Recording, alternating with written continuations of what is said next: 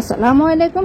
আজকে শেয়ার করব হচ্ছে কিভাবে আপনারা খুব সহজে জামার সাইড পাড়া সেলাই করবেন। মাত্র একটা সেলাই দিয়ে আপনাকে সুইটা আর বারবার খুলতে হবে না। একটা সেলাই দিয়ে আপনি জামার দুই পাশের ঘের আর নিচের ঘেরটা একসাথে সেলাই করে নিতে পারবেন। প্রথমে কাপড়টাকে 1-1.5 ইঞ্চির মতো আমি ভাঁজ করে নিলাম, ঠিক আছে। এই যে এরপর আমি একটা দাগ দিয়ে দিলাম। এখন এক ফাট আমি প্রথমে একটা ভাঁজ দিলাম, তারপর আরেকটা ভাঁজ দিয়েছি, ঠিক আছে। তো এরপর আমি সেলাই করে নিচ্ছি। উপরে এই যে এখানে যতটুকু আমার কাপড় আছে ঠিক নিচ পর্যন্ত ততটুকু পরিমাণে কাপড়টাকে আমি ভাঁজ করে নিলাম, ঠিক আছে। ভাঁজ করে দেওয়ার পরে কিন্তু আমি একটা দাগ দিয়ে দিলাম। এখন আমি সাইডটা একই নিয়মে এই যে একটা ভাঁজ দেওয়ার পর আরেকটা ভাঁজ দিয়ে সেলাই করে নিচ্ছি। সাইড পাড়াটা তো অনেকে সেলাই করতে জানেন, কিন্তু নিয়মটা হয়তো একটু ভিন্নর কারণে আপনার সাইড পাড়াটা সুন্দর হয় না, ঠিক আছে। হয়তো ফিনিশিং ভাবে আসে না, তো ভিডিওটা দেখলে বুঝতে পারবেন। এরপর এটা হচ্ছে নিচের গ্যাগটা আমি দুইটা বাঁশ দিয়ে দিলাম একই নিয়ম, অর্থাৎ বাঁশগুলো কিন্তু একই নিয়ম হবে। একই নিয়মে বাঁশটা দিয়ে আমি নিচের গ্যাগটা এখন সেলাই করে নিচ্ছি। নিচের গ্যাগটা সেলাই করার পরে এখন আমি আরেকটা জামার সাইড পাড়া সেলাই করে নিচ্ছি। এই যে এইভাবে করে বাঁশগুলো দিয়ে সেলাই করতে হবে।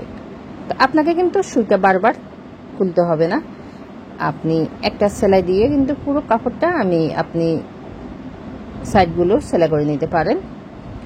তো অনেকে কিন্তু সাইড পাড়া সেলাই করতে পারে না, ঠিক আছে। এই যে উপরে আপনার কাটার উপরে এখানে আপনি 1 ইঞ্চি থেকে 2 সুতা কাপড় কম নেবেন। সবসময় 2 সুতা কাপড় কম নেবেন, 1 ইঞ্চি পুরো কাপড়টা নেবেন না, তাহলে কিন্তু আপনার সাইড পাড়া ফিনিশিং লুকটা সুন্দর আসবে না, আপনি শেষের দিকে মিলাতে পারবেন না, ঠিক আছে। উপরে যা নেবেন এই যে নিচে এখানেও তাই নেবেন, 1 ইঞ্চি থেকে 2 সুতা কম নেবেন, হাফ ইঞ্চি থেকে 2 সুতা বেশি, 1 ইঞ্চি থেকে 2 সুতা কম দিয়ে কিন্তু আপনি কাপড়টা মাপটা নেবেন। আসলে সাইড পাড়া সেলাই করার সময় কিন্তু কাপড়ের মাপটা কিন্তু সঠিক নিয়মে না নিলে আপনার সাইড পাড়াটা কিন্তু সঠিকভাবে আসে না, ঠিক আছে। এই যে একটা সেলাই কিন্তু দেওয়া হয়ে গেল, এখন সাইডে কিন্তু আরেকটা সেলাই দিয়ে দিতে হবে। আমি আরেকটা সেলাই দিয়ে দিচ্ছি।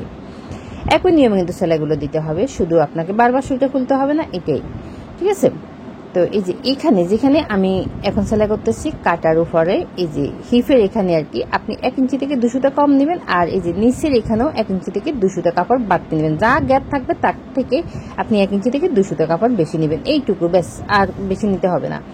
এর থেকে বেশি নিলে যেমন 1 ইঞ্চি নেবেন, আপনার সাইড পাড়াটা উপরে যা নেবেন তাও নিচেও নিতে হবে, কিন্তু আপনার সাইড পাড়াটা মোটা হয়ে যাবে। আপনি যা চাইবেন তাই কিন্তু হবে না, অর্থাৎ সাইড পাড়াটা কিন্তু মোটাও দেখতে ভালো লাগে না, আবার কিন্তু সিকেও ভালো লাগে না, নিয়ম মতো হলে দেখতে সুন্দর লাগে, ঠিক আছে। অনেকে আপনার বলে যে আপু আমার সাইড পাড়া বাঁকা হয়ে যায়, সোজা হয় না, তারপর হচ্ছে ফিনিশিং লুকটা সুন্দর আসে না, ঠিক আছে।